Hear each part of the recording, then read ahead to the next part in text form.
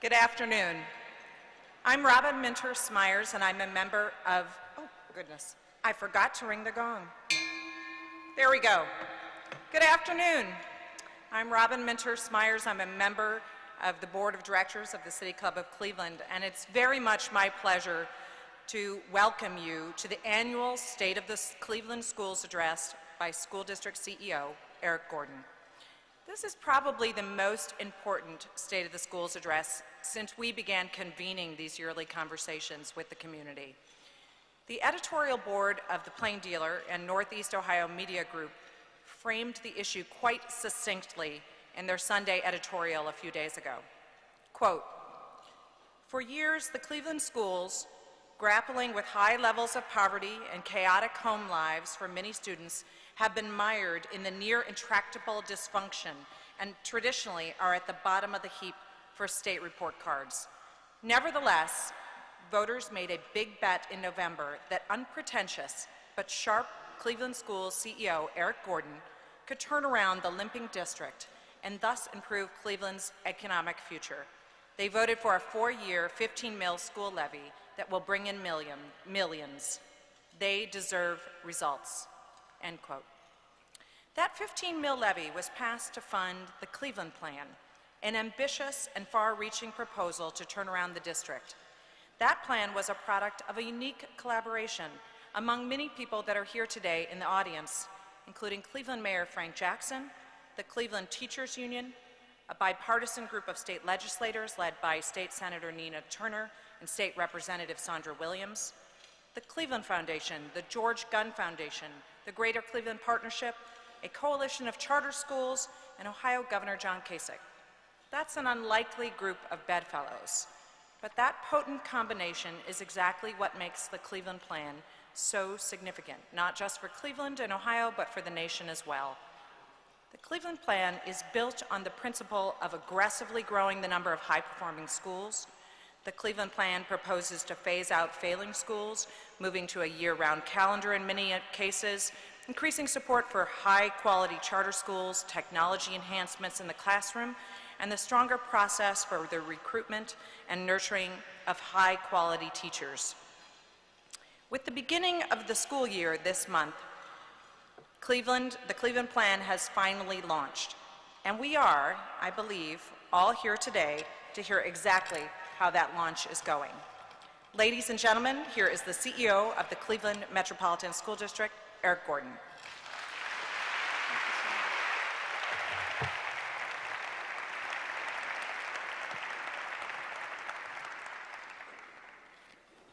Achievement, F. Progress, F. Gap closing, F.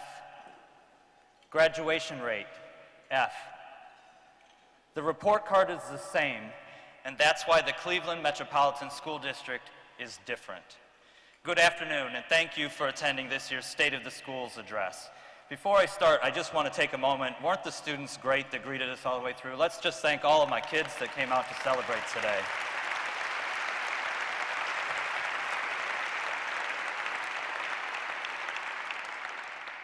I also want to thank the City Club for hosting this event, and special thanks to Dan Malthrop and his staff for moving us from the usual City Club forum to this hall today, and to all of the sponsors who hosted tables so that my students and families could be here, thus making the State of the Schools address accessible to all of the community that I serve. Before I begin, I want to recognize a number of people present today, not the least of whom is the man who stood with me arm in arm through an unparalleled year of change in the Cleveland Metropolitan School District, and that's our Mayor, Frank G. Jackson. Mayor Jackson.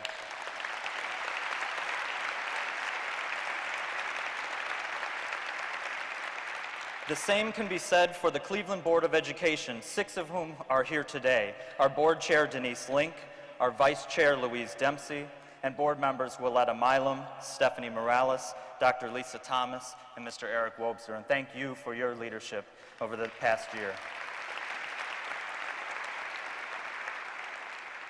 I also need to thank the chiefs and senior leadership of the district who lead the Cleveland Metropolitan School District in our academics, operations, finances, and portfolio.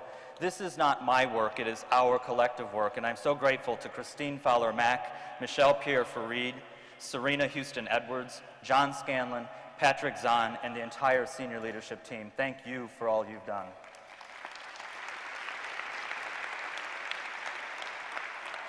There are simply too many others, too numerous to mention, but worthy of recognition for the role they have played in shaping the state of our schools today, and so know that I thank you as well. And in particular to the entire CMSD educator staff who serve every day in many capacities, each of them playing their parts as educators in Cleveland schools and support centers. And thank you to our partners who are part of what has now become known as the Cleveland Coalition, the Greater Cleveland Partnership, the Cleveland Teachers Union, the Cleveland Foundation, the George Gund Foundation, and Breakthrough Charter Schools. Thank you to each of you for your continued championing of reform here in Cleveland.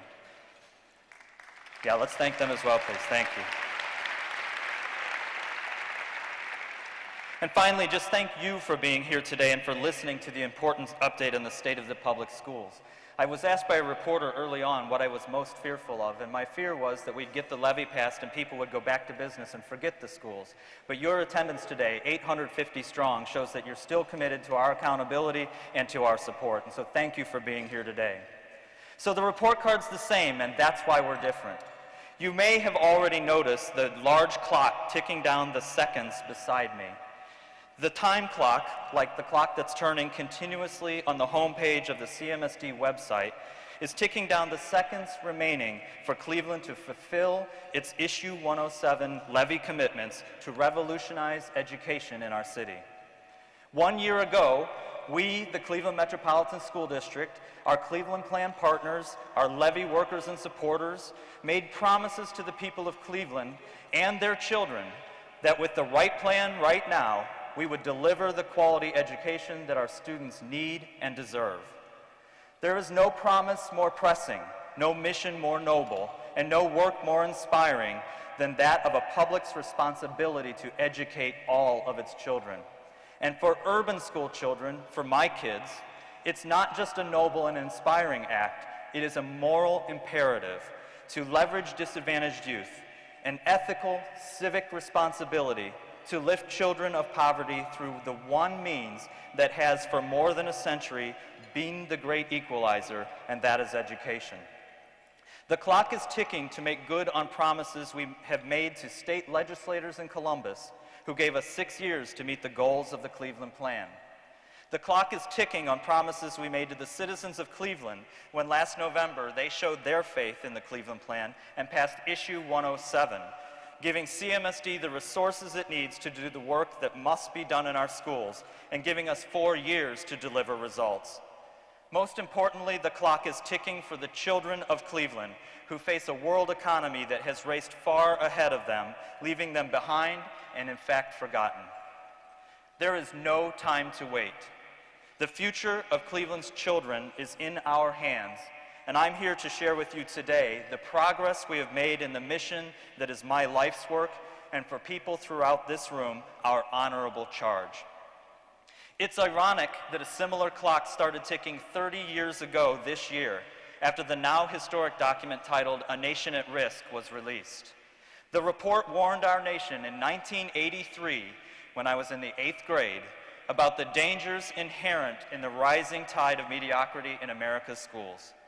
The authors likened the status quo in our nation's public schools to a threat analogous to an act of war on our country, if we, the people, did not immediately declare war on our tolerance for that mediocrity. The failure of America's schools, especially schools that serve the urban poor children of our nation in the last 30 years, certainly hasn't been for a lack of ideas. Cleveland, like other big city schools, has seen the best and the worst of the reform plans, wrapped in promises that with more money, with higher standards, with more testing, with better technology, with more charter schools, with vouchers, with better teacher licensure, with more accountability, or with more state and federal legislation, everything would change. But it didn't. The clock kept ticking in Cleveland for 30 years as our district, like urban districts across the nation, struggled to prepare students for their future using rules created for the schools of the past.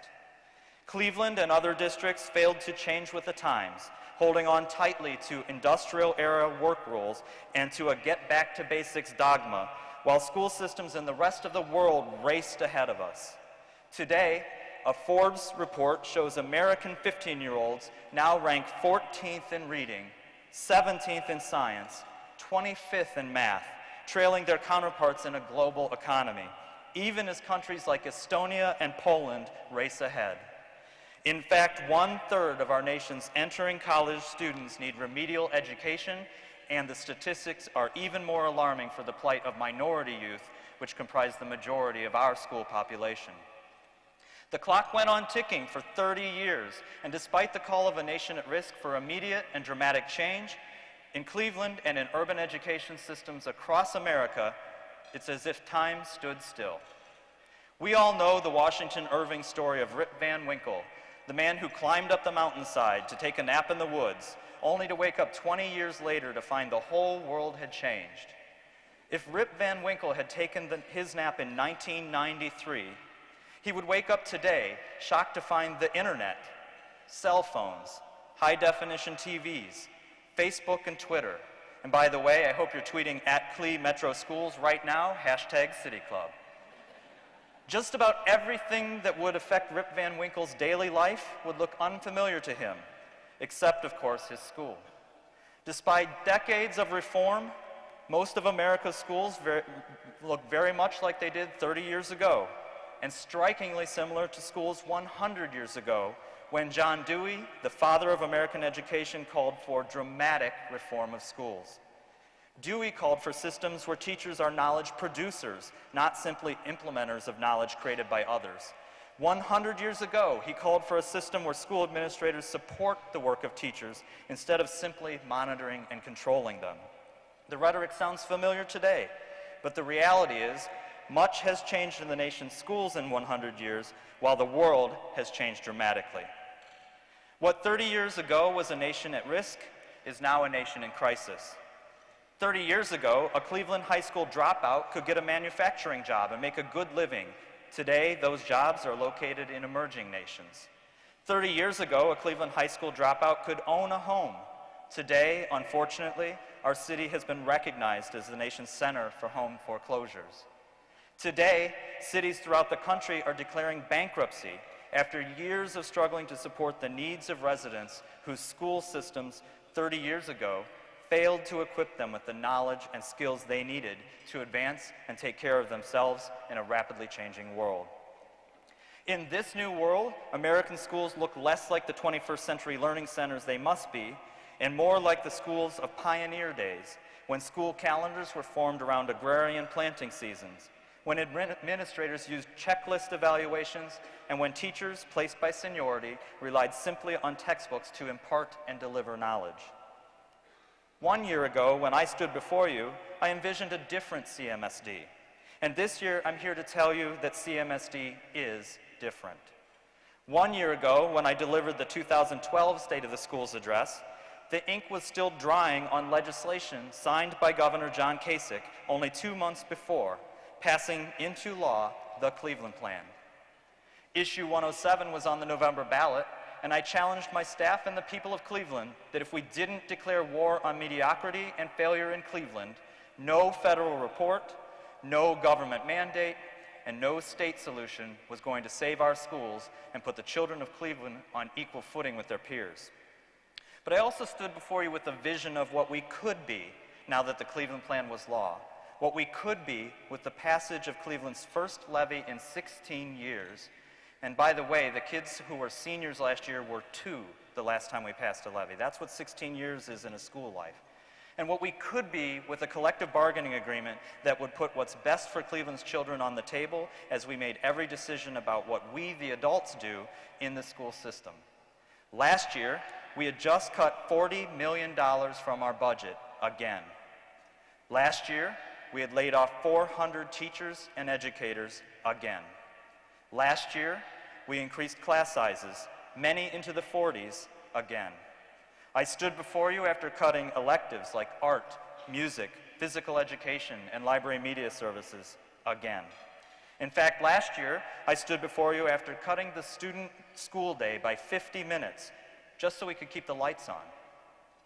1 year ago, our district was in academic distress, and near fiscal bankruptcy. Our collective bargaining agreement with the Cleveland Teachers Union was similar to those of school districts across the nation, built on work rules from 20, 30, in fact 100 years ago. Today, 1 year later, the Cleveland Plan is law. Issue 107 has passed and is now providing the resources needed to enact the Cleveland Plan, and a new collective bargaining agreement with the Cleveland Teachers Union has been ratified, updating workforce rules in ways that are unparalleled in the history of Cleveland's public schools and in most districts across this country. And here I must pause and recognize the leadership of David Kolke, who is here in the audience, the president of the Cleveland Teachers Union and his executive board.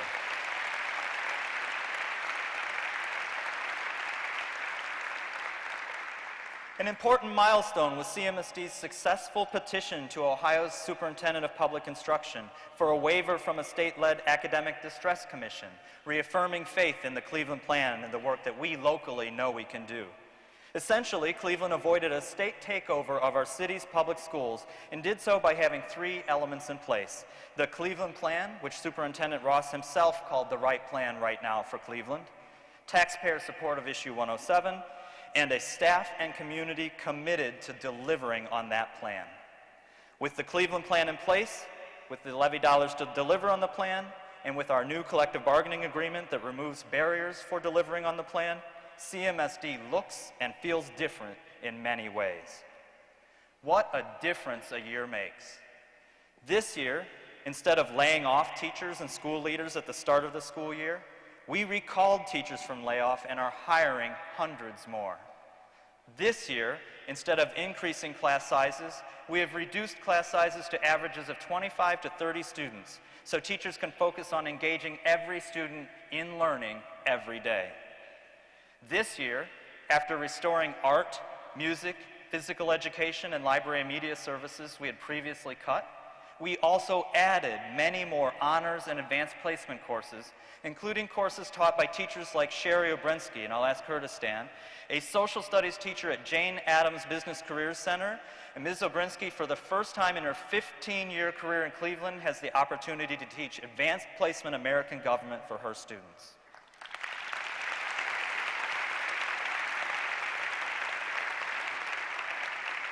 This year, CMSD is making good on its Cleveland Plan goal to take specific corrective action in 13 failing schools where teachers, custodians, secretaries, cleaners, and other educators assigned to them have signed public commitments to do business differently. In our 13 investment schools, staff work more closely than ever before with students and families on common sets of school-specific expectations. These expectations include active engagement in a rigorous curriculum, a zero tolerance for student disengagement and behavior, and real-time communication with parents on goals mutually agreed to by the school's faculty and parents. Collinwood High School is a prime example of how quickly these simple, straightforward, but tangible actions can change the culture in an investment school. Collinwood was known for far too long as the stereotypical urban high school, where students wander hallways and successfully avoid going to class, and where, when in class, often just put their heads down on the desks, while teachers supervised large classes of 40 or more students working simply to maintain control. Today, at Collinwood High School, students are actively engaged in learning every day, and students who are in the hallways during class are sure to meet an adult who will escort them directly back to their classroom, where the teachers are insisting on engaged instruction, including group work, science labs, and other meaningful activities, and where any distraction from learning is not just unacceptable, a word we've used for years, but is unlikely, a word we haven't used in a while at Collinwood High School. These early wins, implemented over the summer and in the first 6 weeks of school, are important but insufficient. If we are to be truly successful this year, we must focus clearly on three key strategies. We must shape our workforce, effectively execute the technical elements of the Cleveland Plan, and inspire an organizational culture that puts kids first. One of the most notable changes is at the head of the classroom.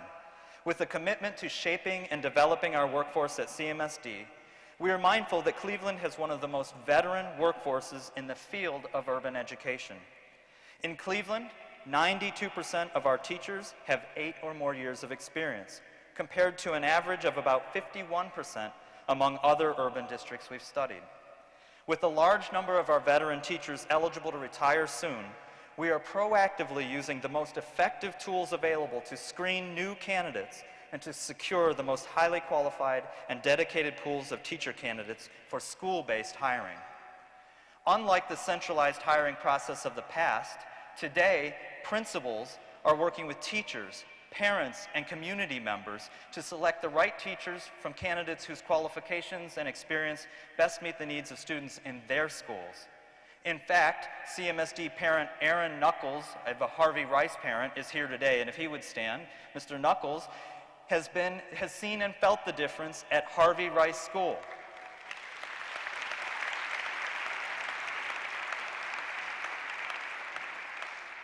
Mr. Knuckles has seen and felt the difference at Harvey Rice because he helped select the teachers who are now teaching his children as part of the hiring team. Thank you, Mr. Knuckles, and to all of the parents and community members who are engaged at that level in our district today.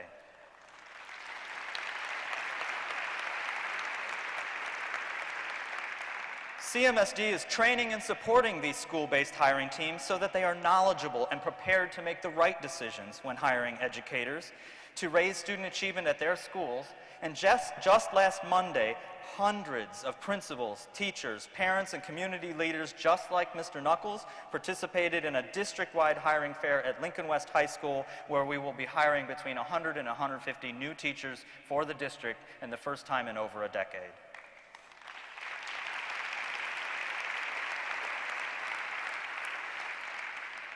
We're improving our teacher orientation process so that our new educators are familiar with the tools and resources now available to them and can make the most effective use of those resources. Our ongoing school-based professional development experiences, as part of our 200 minutes of collaborative time in our new collective bargaining agreement, strengthen and enable CMSD to more meaningfully and effectively both professionally grow our teachers and then evaluate them using our collaboratively developed teacher development and evaluation system. And unlike the evaluation and compensation systems of the past, CMSD can now reward its best educators and those who demonstrate effective professional growth with our newly agreed to differentiated compensation system. And when necessary, CMSD can and will exit those educators who simply cannot or will not get the results we need for kids. It's surely a testament to the dedication of CMSD's educators that 71% of the members of the Cleveland Teachers Union endorsed these very important workforce actions when they ratified our new collective bargaining agreement last May. Successful execution of the Cleveland Plan depends only in part on the hard work and dedication of the CMSD staff to meet its goals. Success also depends on the continued support and engagement of the Cleveland community to ensure our staff have the resources and tools they need, and that principals have the school-based support necessary to execute the strategies needed to reach the goals of our plan. Last December and January, the district delivered a draft strategic implementation plan to the community with a request for feedback, and feedback we got. In fact, when fully compiled, we received 300 pages of written feedback from students, parents, grandparents, teachers, and other educators, and from community members, community activists, community organizations, business leaders, philanthropic leaders, elected officials, and even national school leaders. For the past several months, members of our Board of Education, my senior colleagues, and I have pored over that feedback, and this week, the Board of Education formally adopted the revised Strategic Implementation Plan, which outlines in great detail the community feedback and the technical work ahead this year. This newly revised implementation plan outlines a large number of concrete actions the district and our community must take in order to make the aspirational goals of the Cleveland Plan a reality. While there are too many to list here today, I do need to take a minute to share a few key examples of our work ahead. CMSD is currently planning several new school models for the 2014 school year, and will also identify a second cohort of investment schools for corrective action in 2014. We will continue to both sponsor and partner with high-quality charter schools as part of our school portfolio strategy. A number of those high-quality partners are here in the room today. We are implementing a student-based budgeting system that gives principals autonomy over nearly 75% of their budget costs, compared to the 1% they control today. We are redesigning our enrollment and recruiting systems so that families can more easily find and select the school of their choice. We are expanding early childhood, preschool education to serve many more 4-year-olds yet this year. We are implementing rigorous new curriculum and instructional tools to better prepare middle school students with our Springboard curriculum for high school, and our high school students using Naviance and other tools for college and career. We are improving the services and supports available for students with disabilities, English language learners, and gifted students. These are just a few of the many tangible actions we are instituting in a constantly transforming Cleveland Metropolitan School District to ensure that our teachers and other educators have the tools they need to get the results we have promised.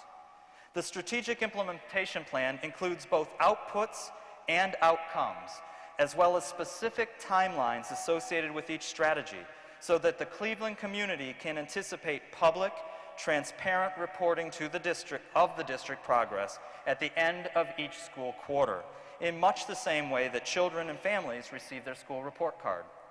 Today, and in the coming weeks, I encourage stakeholders to read this detailed implementation plan, to know and understand the specific work that lies ahead, and to determine the role that you can play in helping to produce the results that we need. The 114-page strategic implementation plan is available on the CMSD website, and a 16-page summary of the document is available as you exit today.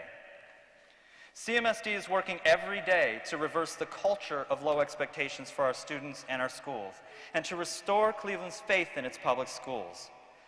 Certainly we can shape our workforce, and absolutely we can technically execute, but without a culture that understands putting kids first and that we can achieve, we surely will fail. But we have found that one of the best ways to do so is to do every day, in every way, provide visible proof that we have the right plan right now and that it's already working. Last week, I asked CMSD employees to share with me examples that demonstrate what it means to be a CMSD educator, and I challenged them to tell me what transformation looks like today. Each of the responses I received demonstrates a culture shift that is already evident in our schools this 6th week of the year. Teacher Crystal Weiss wrote of her colleague Teresa M., a Wilson School math teacher, "She's a teacher who gives personal attention to every child, no matter how busy. She sees and treats them as individuals and gives each one of them the respect they deserve without babying them. They learn in her class and they love her for it." Principal Irene Javier described First Sergeant Robert Forbes, a Vietnam veteran who teaches junior ROTC at Lincoln West High School. Mr. Forbes ran an after-school Model United Nation program for 2 years that won state awards for educating students for global competency. This year, he asked Dr. Javier if he could turn it into a Model UN class. Dr. Javier told him that would mean you couldn't have a planning period or a lunch period. He replied, "I don't need a planning period and I don't need lunch. I've got my curriculum ready, have a number of students ready to learn, and we're all set. Dr. Javier, I'm reporting for duty, permission to teach." And oh, by the way, Mr. Quolke, he's getting lunch in a planning period. Teacher Anthony Simeone described Justine Lance, an administrative assistant for our School of One program serving at-risk students. Ms. Lance gets stuff done. She approaches her work with everyone, whether a student, parent, guardian, staff, or visitor, the same, with a smile on her face and a willingness to make sure that she has met that person's needs. Teacher Maureen Kerwin described Kimberly Flagg, a paraprofessional at Daniel E. Morgan School, as more than an assistant, but one who acts as a colleague and partner in serving the students directly. She comes up with interesting and creative ways to reach our scholars' academic and personal needs every day, and I am blessed to learn from her every day, said Teacher Kerwin. Joyce McDonald in our Human Resource Department wrote about Joseph Malberg, a security officer she considers indispensable in our Employee Services Center. He handles all incoming and outgoing traffic professionally and in a caring way, she said. His service-oriented work ethic makes all of our lives easier. If you follow me on Twitter, @EricGordon_CEO, you've seen many more examples in the 44 schools I've visited so far this year. Daily, I share visible examples of a transformed system at CMSD. In every department and in one school after another, I see real examples of the efforts people are making to turn a culture of low expectations into one of high expectations, and to take personal responsibility to meet those high expectations. What I'm also seeing in our schools is how students and their families are responding to the changes they see. Students like Destiny Camp at the guest head table today. Destiny, stand up for a moment, please. Destiny is a student that I met at East Technical High School. I met her in the principal's office when she and a group of her friends were arguing loudly with the administrators at the counter. And my first intuition is, why were these students arguing in the office? Had there been a fight? Had something gone wrong? But what she was arguing for was to ensure that her honors American government class wasn't canceled. And today,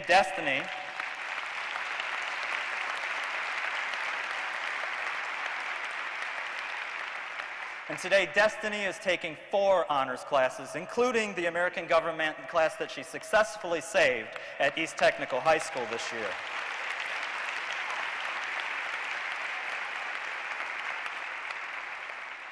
And I see parents like Cabby Bill Anderson, also at the guest head table, if he would stand for a moment. Mr. Anderson emailed me to tell me personally that he had been afraid to put his daughter in CMSD's McKinley School. To my surprise, he said, this school is excellent. I can't say enough about all of the time, attention, and concern that the teachers are giving my daughter. Teachers have done nothing but go out of their way to get the best for her, and I look forward to an excellent school year. And thank you for trusting and investing in us.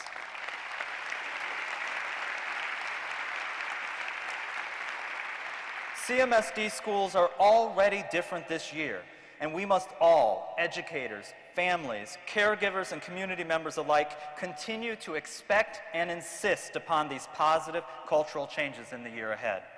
We must all behave as educators, putting our students first. This 30 years after publication of A Nation at Risk, not much has changed in America's schools, but a lot has changed in Cleveland's. In my first State of the Schools address 2 years ago, I warned that Cleveland had no time to wait for help to come from Columbus or Washington to turn around our failing schools. I said, to ensure our schools are what they can and must be for the children of our community, the solutions to the academic and financial challenges we face in Cleveland must come from within our own school community. While other cities waited for a new plan, a new law, or more resources to come from the state or the federal government, Cleveland created its own plan, went to Columbus to pass its own law, catapulted a teacher contract into the 21st century, and generated within our own community the resources to make all of that work. That's why CMSD is different this year. But it's still not enough. Last year, I challenged the community to not become complacent, even if we were able to change law and change course. Even as we change culture, I must repeat the message I delivered last year that still holds true now. If we truly want schools where students use their entire community as their learning space, where mastery of rigorous content is the constant and the time it takes to learn it the variable, where teachers and leaders have the autonomies to nimbly adjust their programming in order to meet their students' needs, and where the best and brightest staff are supported and rewarded for their quality work, it will take an enduring commitment from all of us, in fact, from even more of us, to execute the Cleveland plan for which we all fought so hard. Today, I echo that call to action, and I applaud each and every person in this room and across this city who has played a part in transforming the Cleveland Metropolitan School District already this year in ways that are tangible and visible every day in our schools, in our offices, on our buses, on our playgrounds, in our school grounds, and in our service centers for our stakeholders. The state of our schools is as strong as the commitment we make today, not just to applaud the changes and progress I described, but to commit even more directly to producing those tangible, visible, measurable results that we can and must see this year and in the years to follow. We did not embark on an education revolution in Cleveland to settle for incremental gains or to maintain steady movement on a flat, low line that is unacceptable for the children of Cleveland. It isn't enough to change Ohio law to remove barriers to the Cleveland Plan. It isn't enough to pass a 4-year, $15 million levy to provide the resources needed to carry out the plan. It isn't enough to bargain a revolutionary new teacher's contract. It's a lot, but it isn't enough. The word revolution comes from the Latin revolutio, which means a turnaround, and is defined as a significant change that usually occurs in a relatively short period of time. The clock is ticking on the opportunity the state of Ohio and the citizens of Cleveland has given us to turn around Cleveland's public schools. And the road ahead will be even more challenging than the road we have already traveled together. Ohio's new school report card has set even higher standards for Ohio schools, and CMSD is farther away than most from reaching these new ambitious goals. Our goal to raise student achievement can be daunting, considering that Cleveland today ranks at the bottom of Ohio's districts, but is not so overwhelming when one considers how far we've come in only 1 year. As Ohio bases its new ratings on how well districts perform compared to other districts in the state, we must raise our own bar.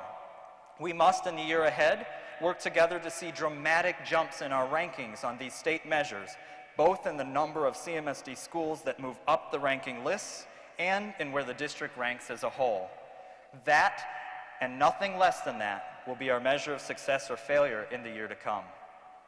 In the time I've delivered this address, 29 minutes and 46 seconds have ticked on the clock beside me.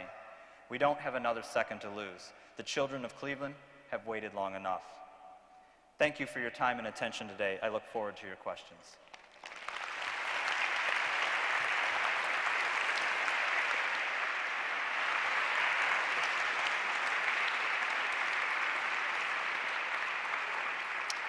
Today at the City Club of Cleveland, we're listening to a special forum featuring Eric Gordon, CEO of the Cleveland Metropolitan School District. We will return momentarily for our traditional City Club question and answer period. So I encourage you to formulate your questions now and remind you that your questions should be brief and to the point. We welcome all of you here and those joining us by broadcast on WVIZ PBS, 90.3 WCPN, 104.9 WCLV Idea Stream, WTAM, or one of our many broadcast partners across the country. Broadcasts of the City Club are made possible by Cleveland State University and PNC. Our live webcast is supported by the University of Akron. For more information about our upcoming forums, and there are many good ones on the calendar, and to make a reservation or order a CD or DVD of one of our many programs, please refer to our website, www.cityclub.org. Today is the Sadie and Maurice Friedman Memorial Forum, made possible by a generous gift from Robert Lustig and the late Howard R. Berger. Joining us today at the head table is Robert Lustig. Will you please stand to be recognized?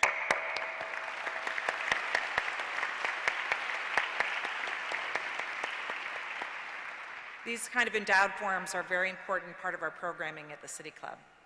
And today we welcome guests at tables hosted by our many community partners. Our community partners deserve special recognition today for sponsoring tables for our many Cleveland schools. Please refer to the printed program for the list of community sponsors and the schools that are in attendance. And now we'd like to return to our speaker for our traditional City Club question and answer period. If you have a question, please move towards the front of the auditorium. Holding the microphones today are City Club Program Director Carrie Miller and Development Associate Mike Grimaldi. First question, please. Good afternoon.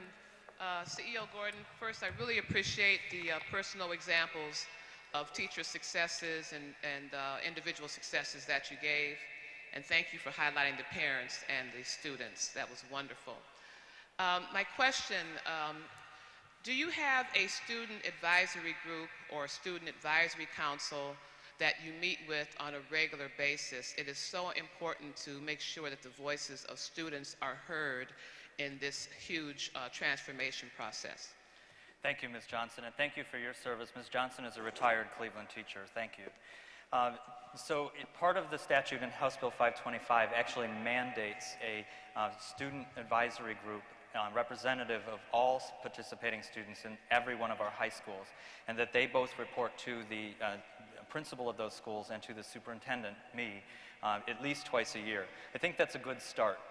To your direct question, right now, Ms. Johnson, I do not have that established, and I need to do so. What I do try to do, however, is meet as many of my students as possible. And so when I'm in schools, and even here today, I got to meet a number of students and hear their concerns more informally. But we do have a structure in place that allows us to actually get that formal of an advisory in place, and I think it's something we really should do. Hi, Joy Roller with Global Cleveland. Thank you so very much for your dynamic leadership here with the Cleveland Public Schools.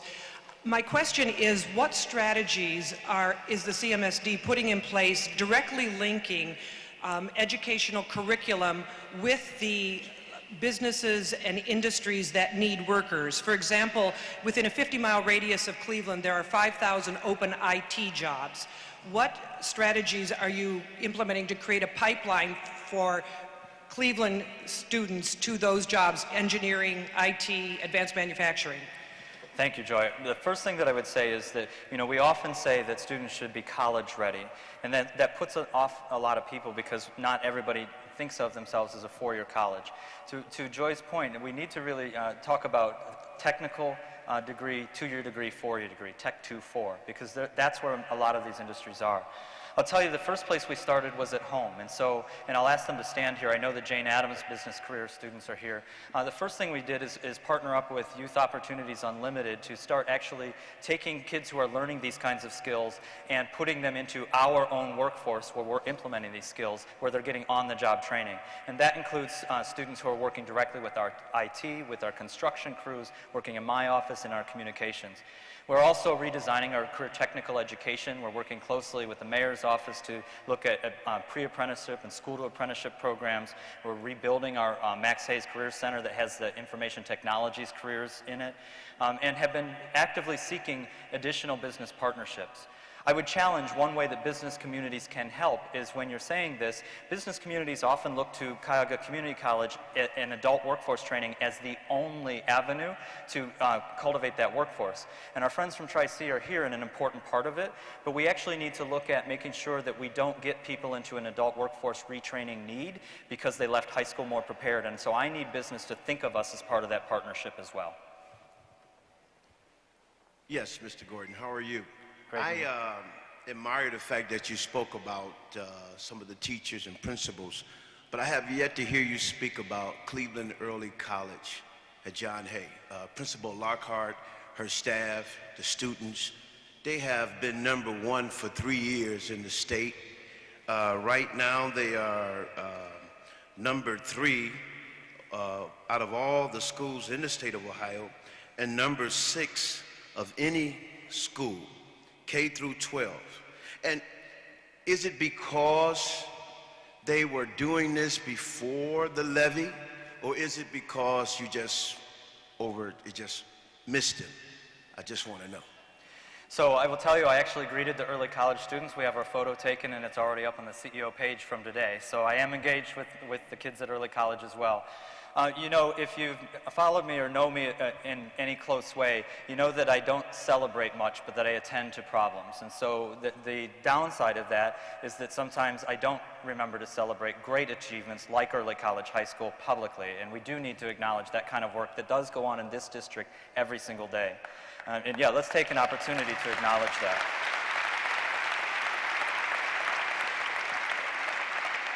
But what I would also say is that I actually look to those schools to learn from them. And so while I failed to publicly acknowledge early college and many other high-performing schools in my remarks today, and again often in the work, early college is actually an example of one of our 9 transformation schools, where we actually went to Principal Lockhart and her faculty and asked them to design a project that they believe will accelerate achievement even faster with the new tools we have, and then brought that program forward, and we're actively supporting them in doing that work. So I see schools like early colleges are learning labs to support the kind of change we're trying to bring to scale. Yes, sir. I'm Eric Willis. I'm a student at ePrep, and I just like to ask, can you speak more about the role of the charter schools in Cleveland. Yeah, so first of all, you got a great first name. Hold on to that thing forever. So what I will tell you, and I'm going to tell you about a student who was probably much like you. 3 or 4 years ago, when I was the assistant superintendent of curriculum, a call got put through to my office, and there was a student on the line, and he said, they told me you're the superintendent and I have a problem at my school. And I didn't bother correcting that I wasn't superintendent. He just wanted his problem solved. And so I said, well, tell me what's going on. And the student told me this problem. He had gone to his teacher, he'd gone to his principal, he wasn't getting any help. And so I said, well, tell me what school it is, and I'll call the school and figure out what we can do. And he told me the school, and it was a charter school. It wasn't your charter school, but it was a charter school. And so I had to tell him, I'm not your superintendent. I don't run that school. And he said to me, well, what do you mean? You're the superintendent. You're supposed to fix the schools. And I said, well, but you go to a charter school. And it dawned on me as I'm having this conversation, he didn't care where he went to school. He went to school, and he's supposed to be learning, and someone's supposed to be teaching him. That's what he cared about. I was the one caring about who owned him. And so from that day, I've just stopped the conversation about who owns you. And I've tried to turn the conversation to whether you are getting a great education, whether it be with my partner, ePrep, who we sponsor, whether it be with other high-performing schools that choose not to partner with the district but are doing great things, or whether it be in my own schools like the one you heard about a moment ago. And so I would say, for me, that's the heart of it, is making sure more kids get into better seats so that we can give you what we want for you as an entire community, only some of which work in the district, others who work in schools like yours. Hi, Jason.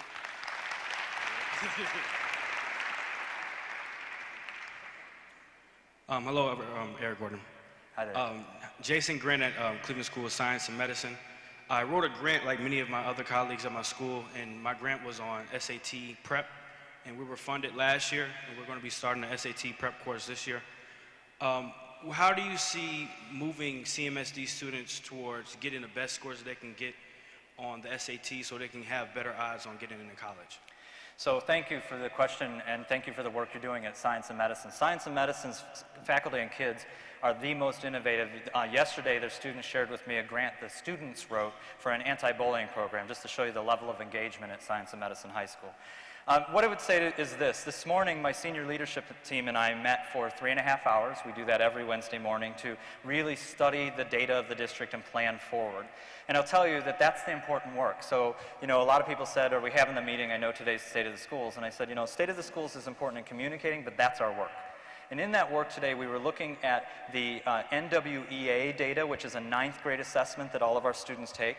We were looking at the PSAT data that all of the sophomores and juniors take, which is how we got our first National Merit semifinalist at Cleveland School of Science and Medicine, because they took that PSAT and started the process. And we were looking at the ACT data that those juniors took, and we were looking at their progress over 3 years.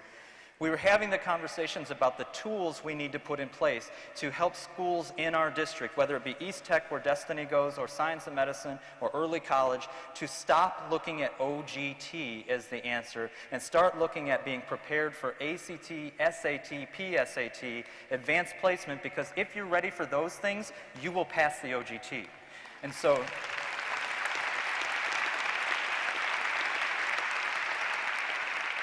but I will tell you, so this gets to culture though, but I will tell you, I can technically sit downtown and execute that plan, but if I didn't see in my schools teachers really trying to work that plan and principals really trying to lead that plan culturally, it wouldn't happen. And that's why I can tell you I'm so excited about the culture of this year, because in the 44 schools I've been in, we are using the Springboard curriculum now, which is a pre-advanced placement curriculum in our 6th through 12th grades. And our teachers are actively engaged in trying to figure out how to implement this curriculum well. That's when it works. It doesn't work when I sit with my colleagues for 3.5 hours on Wednesday in an office building. It works when you and your colleagues actually trust enough in us to say, I can see where they're trying to take us and I'm willing to figure this out. That's when it's really working, and that's what I'm most proud of right now in the district. Hi, I'm Jody Mitchell, and I'm the Health Policy Program Officer for Mount Sinai Healthcare Foundation. And I want to thank you again for your leadership. And health and education are inextricably linked. And we cannot have high-performing minds if we have unhealthy bodies. So can you address some of the ways that Cleveland Metropolitan School District is handling the health and wellness of our children? Thank you. That's a huge speech in itself, and I'm just trying to give you three kind of key ways we're doing it. The first is by making direct partnerships with healthcare agencies. Metro Health Systems is here today. Metro has stepped to the table and has embedded clinic support at Mound STEM School, who is also here today, to make sure that we bring healthcare to kids and families instead of expecting kids and families to access healthcare, which isn't always as easy as you might think. Secondly, we have partnered with the United Way and with large numbers of community agencies to think about the before, after, and around care situation for our kids in a community wraparound model, a portion of which is around the physical and mental health wellness issues, not exclusively, but part of which is. And right now we're identifying lead agencies for 17 schools, our 13 investment schools plus 4 additional, where we want to bring those resources right into the school community in a more kind of authentic, just-in-time way, coordinating them. And I see Sisters of Charity here who've been a lead partner in this in the Promise neighborhood, and Marion Sterling is a key example as another demonstration. And then the third, and I think the most fundamental from what the district can and should do, is our district has embraced in a way that is almost unheard of in the country what we locally call humanware, but is nationally being recognized now as social emotional learning and social emotional health. What we know from research is that students who are socially and emotionally healthy read 14% better than kids who are not socially and emotionally healthy. We also know that those skills can be taught. You can teach social emotional learning. And thirdly, we know there's not a reading program in the country that can boast 14% gains. And so we've actually embedded into that Wednesday meeting my colleagues and I talk about scouring the data around the social emotional health of our children, and have turned our in-school suspensions, what I used to call in-school jail, into planning centers where we actually put resources around the social emotional health. Our teachers lead student support teams now to not just put kids into special education, but to figure out how to address those needs so that we don't have to access special education. And we put curriculum in place to help kids understand their emotions and their feelings and how they either support or interfere with their learning process. And those are important keys. I could talk about this as a whole other speech because you know the importance, but those are 3 big ones for the district. Thank you. Okay, hi Mr. Eric Gordon. My name is Dejon Plummer from Cleveland School of the Arts.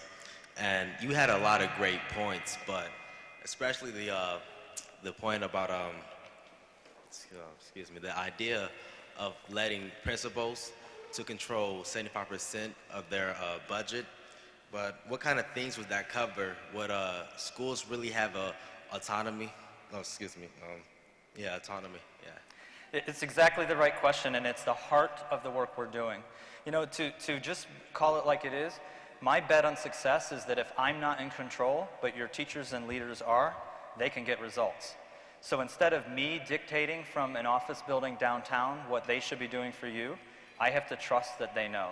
Cleveland School of the Arts, your principal and your faculty, is another one of our 9 transformation schools where they're actually actively working on changing how they use their money in their school, how Mr. Kuntz and your team uses the money in your school to better support the mission of the academics and arts of Cleveland School of the Arts. And I'm learning from them, and my team are learning from them.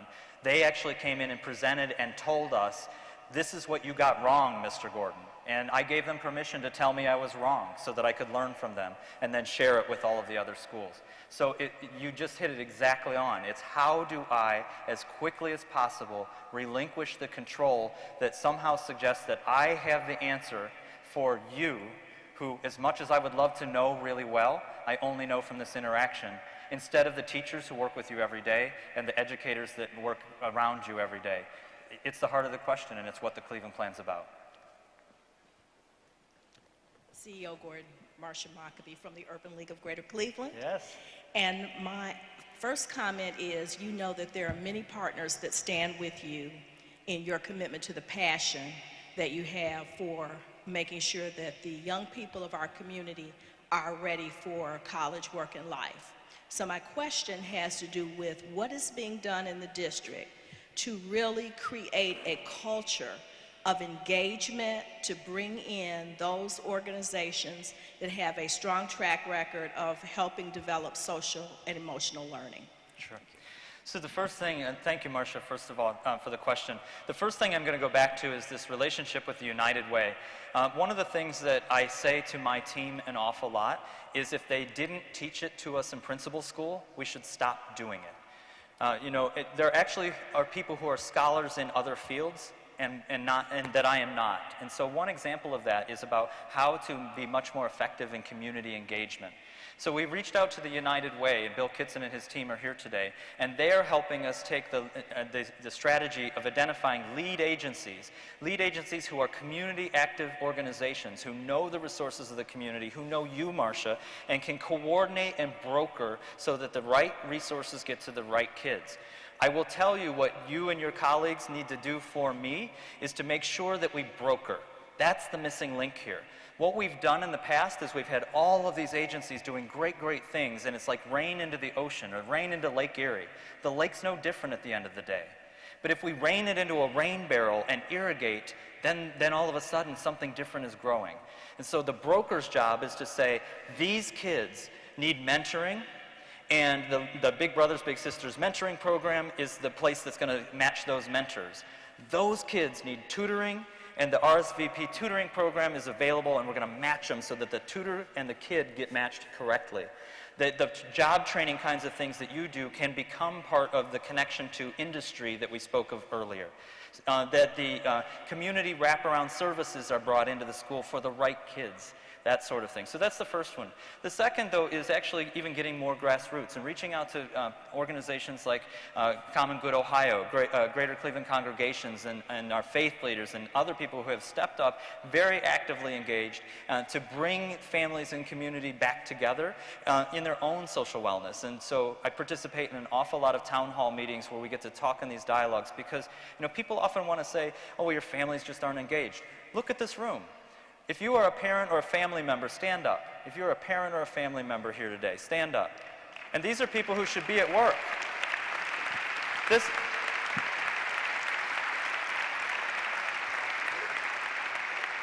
So it's both about organizing very effectively and brokering those services, but also very organically and honestly going to the community and listening to what it is that they want me to do to support their kids, is what I would say.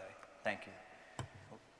Good afternoon, Mr. Gordon. My name is Lorna McLean, and my question is, with the new plan, how will the district improve the participation of Lao A children or early language learner students in the new school models and in the high schools that have 2 to 4 year career programs that normally language can be a barrier? Sure. So for the audience, Lao A is for English language learners who are just starting to learn English language and American culture. And so what I would say is that when you look in the technical plan document, you will see that we are very intentional about recognizing the issue of supporting our English language learners. We need to do a few things. One of them was our direct investment in Walton School, Luis Munoz Marin School, and Lincoln West School as part of our 13 investment schools, and where we brought in learning partners who have gotten results for early language, emerging language learners into those schools. You also saw us open the Thomas Jefferson Center. The Thomas Jefferson Center is our emerging language school, and in the data we were looking at this morning, the early language learners at Thomas Jefferson were among the highest performers on the PSAT math in the district, because math serves as a universal language, and so having rigorous curricula even as students are emerging language learners. The third is redesigning the support services that go around them. And so, for example, this year we brought on a much larger team of English language learner specialists to support teachers in their classrooms. We've beefed up that support. We have a new director who is transitioning, as our current director has taken on actually a school-based leadership assignment. And we're actually in the process of developing a detailed plan of the implementation of English language learner services for the year to come. So it's a very intentional space for us in the district. About 6.5% of our students are emerging language learners, and we have to pay close attention to that group, and you will see that we're doing so this year. Mr. Gordon, thanks for... I'm Paula Shaw, and I am a volunteer at Orchard with a group of persons that go there regularly. As I volunteer, I see the support that the volunteers can give to not only the leadership and teachers and students in the system, and I'm wondering if, having watched my children's schools where they relied upon a large number of volunteers and they had a volunteer coordinator that fielded requests from the staff and then filled those requests, and it sort of follows with Marcia's question. I'm wondering if you've given any consideration to having a volunteer coordinator to help you with your daunting task. I promise she's not a plant, but if you will take the 7 ways you can help card, her name is Judith Lozada, her email and phone number is on here, and there are 6 other ways you can help as well. I promise she's not a plant. You're exactly right. We need to, this is another brokering service. We need to be able to coordinate, and we need, because of our size, we have to figure out how to both centrally support but not centrally limit. So we need an orchard to be able to say, I've got this, and just help me keep it moving, and not say, well, you have to go downtown. But we also have to have that downtown support so that Orchard can say, I need 15 more people and I don't have them. And so on the card we hope you take on the way out, it says 7 ways you can help, and number 1 is about our volunteer services coordinator, and that's Judith Lozada, who is actually responsible for brokering that on behalf of our schools. Mr. Gordon, thanks so much for outlining everything that's happening here in Cleveland, particularly the coordination of community efforts. One question I have is about how state and federal policy are in some ways presenting even greater challenges. For instance, the Common Core may have very many good things about it, but it's tied to testing, which for a district like Cleveland could make it even harder to achieve your goals and to show improvement. So I'd like you to comment on that.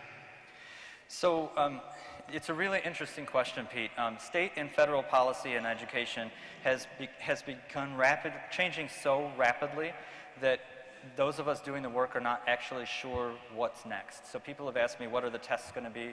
I don't know. I think I know, but I don't know. It's rapidly changing. I think there's a few things that I have a responsibility to do. I think one of those is to advocate and inform policy leaders about the position of the district. And so I am very engaged in the Ohio Urban 8 Coalition, where I help shape a policy advocacy to state legislators about what we believe is right for kids. I'm also very engaged in the Council of the Great City Schools that advocates on behalf of urban children in 67 large districts across the country. So I think part of it is giving voice to the kids and to the people who are trying to do this work. And I know my colleagues at CTU do it in other ways. I think also, though, it's about how do we raise ourselves above the fray of it, and how do we design the right pieces in ways that are, in some ways, resilient and resistant. And I'll give you, I think my most proud example is the CTU and the district created the teacher development and evaluation system that we are using today, using a very research-based format, the Danielson framework, and by looking at what was happening across the nation and writing our plan first and above what was happening around the nation. And so Ohio has since changed the teacher evaluation system twice, but both times we were able to accommodate the changes without changing our direction. And so I think part of it is trying to advocate. Part of it may be getting legislators to look at anything else and give us a chance to do the work.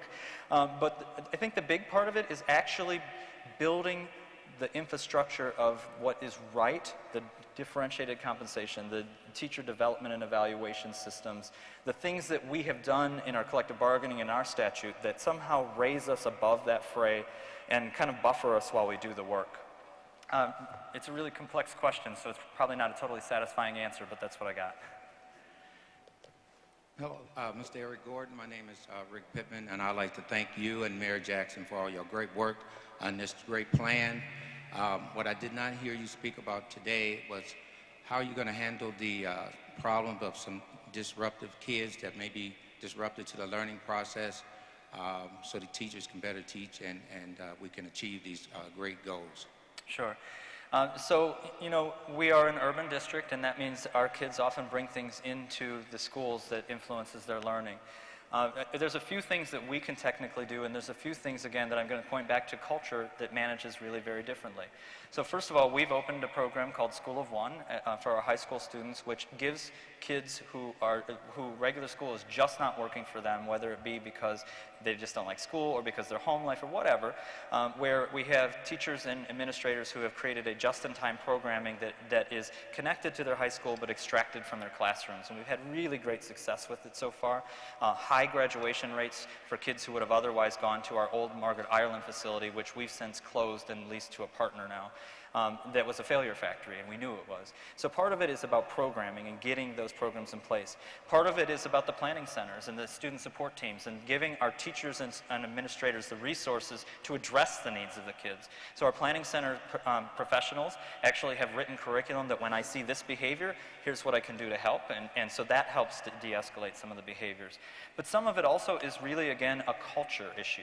And so I was at one of our schools last week, and a young lady was just out of control. She was running her mouth as loud as she could. She wasn't going to move. You're not going to touch me. All the things that teenagers will do, because teenagers do. And what I would have seen in the past is an out-of-control response to her, which escalates it and creates more problems. And what I saw instead was, in this case, a security officer who never touched her, because that would have been a trigger, but didn't let her just go wander off, stayed in her proximity, never raised his voice, because that would have escalated, but never stopped addressing her in a, I need you to calm down, we can figure this out kind of way, persisted for, I bet, 5 minutes. I mean, and I watched the whole thing. I mean, it would have been really easy to try to take a more aggressive behavior, but you know what it did? She got tired of the fight, and she calmed down, and she went with them, and I don't know what result of the consequence, I'm sure there was one. The problem got solved, instead of the problem becoming a teacher being assaulted or a student fight or what it could have been. So a big part of it is the technical things we have to do really well.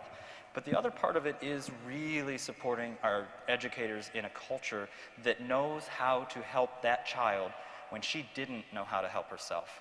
And I saw that in just a glowing example in that security officer at Collinwood High School last week.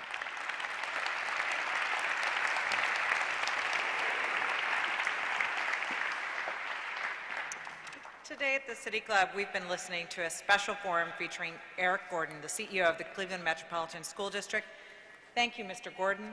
Thank you, ladies and gentlemen. This program is now adjourned.